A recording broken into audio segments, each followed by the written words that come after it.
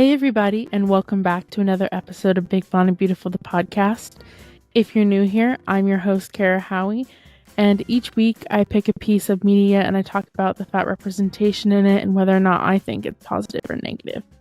This week, we're going to be talking about Tess Holliday's 2017 memoir, The Not-So-Subtle Art of Being a Fat Girl.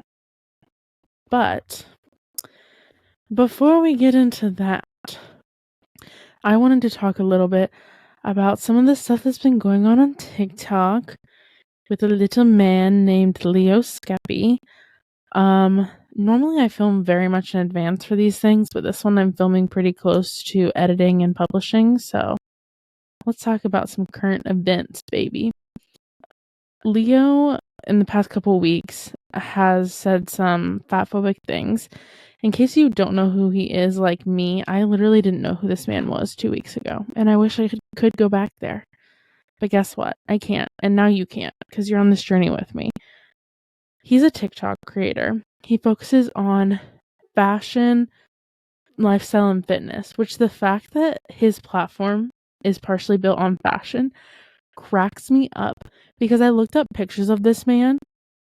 I found maybe one that he wasn't in his usual black pants and black tank top. Like, if that's what you want to wear, babe, that's fine. I mean, he looks good in it. But the fact that you're coming for plus size people, for wanting more inclusion in the fashion space, and you're like, it's not that hard. Just focus on the brands you want. First of all, sir, you're not fat. I know that you say that you were, but you're not now. And you wear the same thing, so you don't have to worry about it. Yeah, he decided to go on TikTok and talk about how plus size influencers have been talking about brands that aren't catering towards us. He was basically like subtweeting Samira on TikTok, which love her. Go follow her. I follow her. But he was talking about how we need to stop bitching and complaining and just be happy with what we have and support the brands that support us. And while that's all and good, and I do support the brands that are size inclusive because duh, there are so many that aren't. It's not really fair to say that, especially for people like me who are on the larger side of fat. It is very difficult to find clothes that are good quality and affordable, honestly, practically impossible. And when you do find it, it's usually like ugly. To be honest, like the cold shoulder, can we stop doing that? Can we stop putting jewels and florals and skulls on everything? Like, I don't need all of that, okay? Okay, thank you. But anyway, he was just saying that, and he got a lot of hate for it, which, yay, because not that I want people to hate on other people, but it can seem a lot of the time that people won't back inclusivity, especially for fat people, because they hate fat people and are scared of being fat themselves. So seeing people rally and be like, you're wrong, stop, was it was very nice to see. But I just think that he needs to stop. His video, he's taken it down and he's apologized. But then I've seen clips from an Instagram live where he's like being over the top and like, oh, can't say that, I'll be called fatphobic. My guy, you are fatphobic. Just because you were fat before doesn't mean you're not fatphobic now. The worst fatphobes are sometimes current fat people, or especially formerly fat people. So, check yourself. Maybe, go to a therapist instead of going on TikTok with these ideas first. And, yeah, just overall, just stay in your lane and stop, okay? We'll take it from here. We don't need you. So like I said, we're going to be talking about Tess Holliday's book, which I have right here with me. I'm going to give a little synopsis of the book. I mean, basically this episode is just going to be me going through the book. So if you haven't read it, which I highly recommend you do, she shares a powerful personal story and offers inspiration and tips to women everywhere that will help them not merely survive, but thrive and chart their own course to acceptance, power, and true beauty. Some of you might have lived under a rock and you're like, who is Tess Holliday? Well, I'll let you know. First of all, I did a mini episode on her. But, just in case you didn't listen to that, she is a gorgeous human being, number one. Number one. I look at pictures of her and I'm like, and she's really a plus-size trailblazer. Her real name is Ryan. She was professionally been known as Tess Munster and now Tess Holliday. She's an American makeup artist, blogger, content creator, and model. Best known for her appearance in various fashion campaigns, including Torrid, Marie Claire, and Vogue Italia. So that's who she is. Since this book is a memoir, it's recounting Tess's memories of growing up fat and beginning her career, peppered in with some of her wit and some very funny and heartfelt advice, which I really enjoyed reading. So first, we're going to talk a little bit about the beginning of her book, her early life. She grew up and was born in Mississippi, and the beginning of her life in this book was insane. I was not prepared. Trigger warning for abuse. So she stated that by the time she was 10, she had moved around about 40 times with her mom and dad. And her father was very mentally and emotionally abusive, and her mom ended up separating from him. And then she got a new boyfriend, and then that new boyfriend shot her in the head and left her for dead. Luckily, she did survive, and she's still alive to this day, I believe. But, she had to learn how to talk and how to walk again. It was just a huge process, very traumatizing for everyone involved. And because of this, her recovery took quite a while, and so Tess and her brother went to go live with their grandparents in Mississippi. Her mom has always been a supporter of her ambitions and her career, while her father has been more critical. It's more of a complex relationship. He's made a lot of comments about her appearance as she was growing up and became an adult. So, as far as I know, she does not currently have a close relationship with her dad. That might change, that might have changed since the information that I got from the book and from my own research. But as far as I know, she doesn't really talk to her dad. Like at all. Relatable. So Holiday was bullied starting in 5th grade on her weight and her pale skin, the fact that she had a disabled mom, that they lived in a trailer behind her grandparents. Just like they said, we're going to bully you because you're fat, because your mom's disabled, because you're poor. Like, literally, kids are cruel. She's probably honestly lucky that she got to 5th grade before being bullied horribly, because I have vivid memories of being bullied for my weight in like 2nd or 3rd grade. So it's unfortunate to say, but it does happen quite a lot.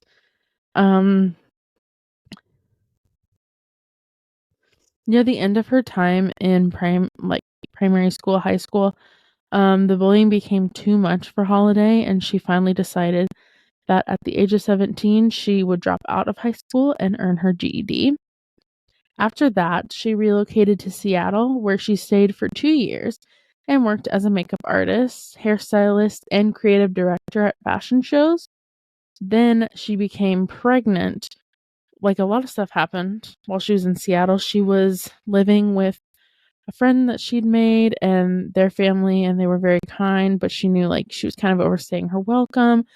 So she really wanted to strike out on her own, and she eventually was able to, but then she got pregnant with her first son, Riley. And so in order to support him and her, she had to move back to Mississippi, which is something that she didn't want to do. But she needed the support, and so she did move back. And she had her son, Riley, which he just recently turned 18, which is crazy. She stayed down in Mississippi for a while, getting the support that she needed, being able to get back on her feet before she moved back to Seattle, I believe. And then eventually in 2010, she moved to LA, where she became a professional model in 2011, while working as a receptionist at the Los Angeles dental office. She responded to the House of Dreams model search by Torrid and was accepted. Then, a few years later, in 2014, Holliday was able to quit her day job at the dental office to pursue modeling full-time. In January 2015, London-based modeling agency Milk Model Management announced that they had signed Holliday to their plus-size division, Curves. They declared that Holliday had become the largest plus-size model of her size and height to be signed to a mainstream modeling agency and the first curve model above a size 22. Since being signed and working with Torrid and all these things, she has broken down so many barriers for plus-size models. It is still extremely hard out there. Do not get it twisted. But I think that she has showed the world that you can be a model at any size and that fat people are not to be ignored and not to be dismissed. Holliday, besides her career, has been a huge activist and advocate for body positivity. In 2013, she started her hashtag #FYourBeautyStandards movement on Instagram. She says that the movement showed women that they do not have to be a certain size to love their body, and that means skinny or straight size, plus size, fat, whatever, and that their size should not dictate their fashion choices. She even started a little tour with the F Your Beauty Standards, and it allowed people of all genders, shapes, and sizes to come out, be in a positive space, take some pictures, just like be in an inclusive, positive space where they could embrace their bodies and love their bodies. Near the end of her book, she talked about meeting her then husband, Nick, falling in love, having amazing sex for the first time in her life, and having her second son, Bowie.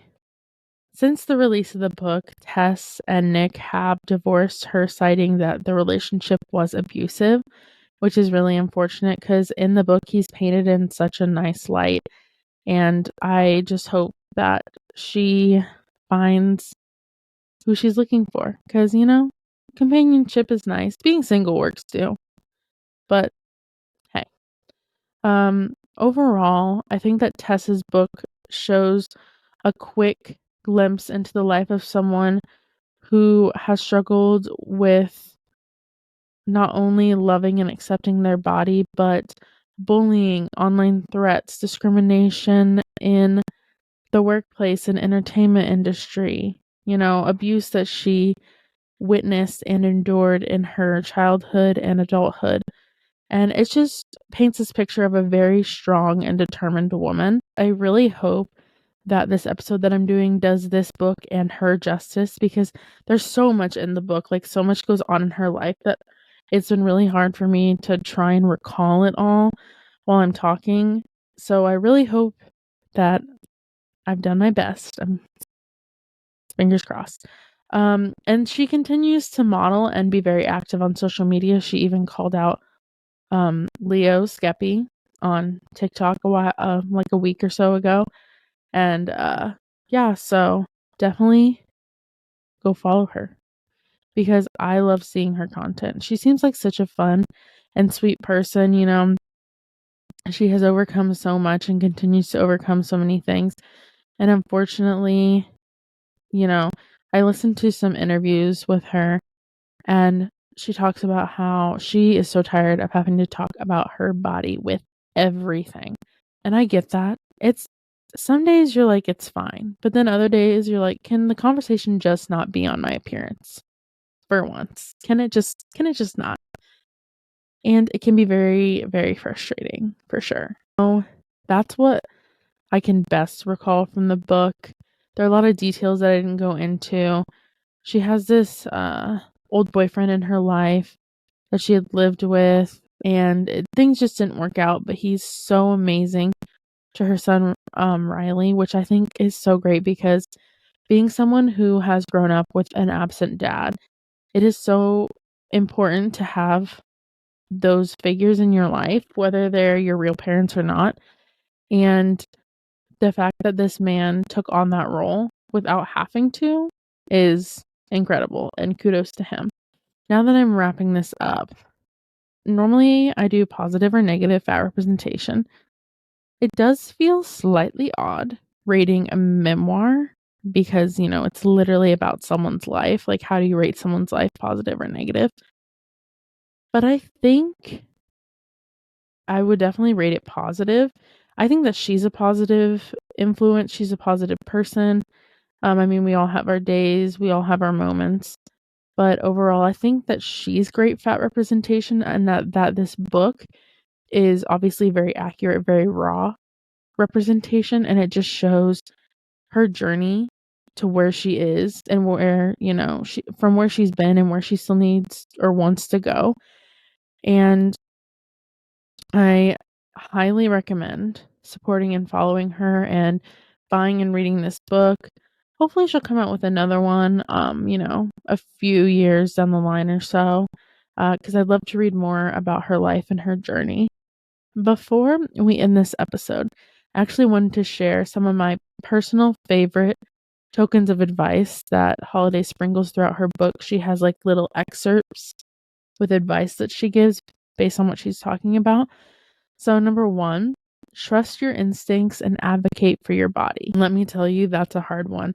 I'm pretty good at trusting my instincts, but in terms of advocating for my body, I don't know. I feel like on here it comes off that I'm very good at that, but like in spaces like doctor's offices, I am so horrible at it and I need to get better at it. It's just my anxiety, but I'm just like, what do I know? But also like I know my own body more than some doctor who is just reading a chart, because people are more complex than a chart, that can't encapsulate someone's health completely.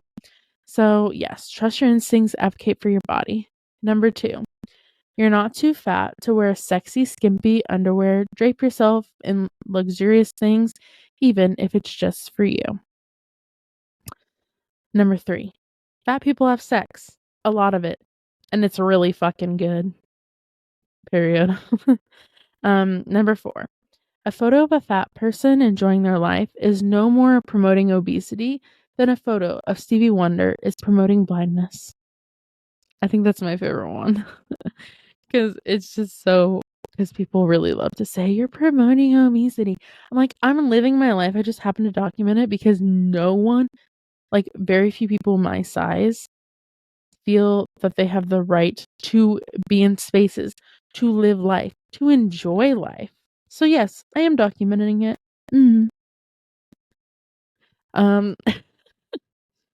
And number 5, surround yourself with symbols and people that empower you.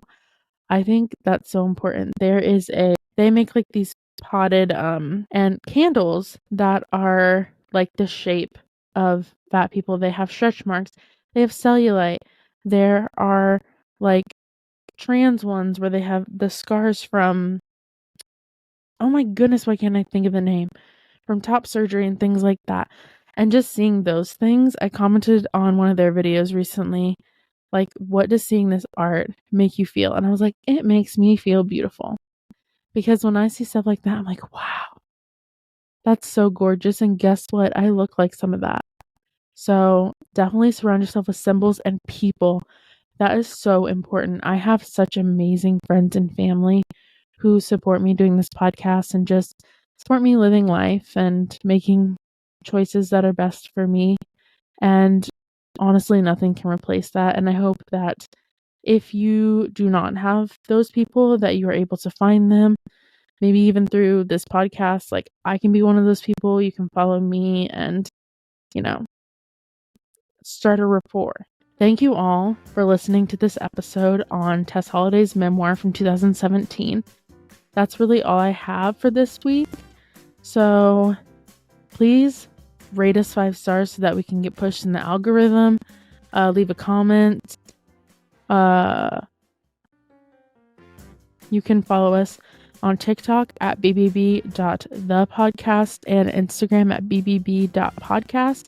You can also follow me, your host, on all platforms at Carolina Howie. That's Carolina with a K. And Until next time, stay fat and fabulous. Bye. Oh, bye.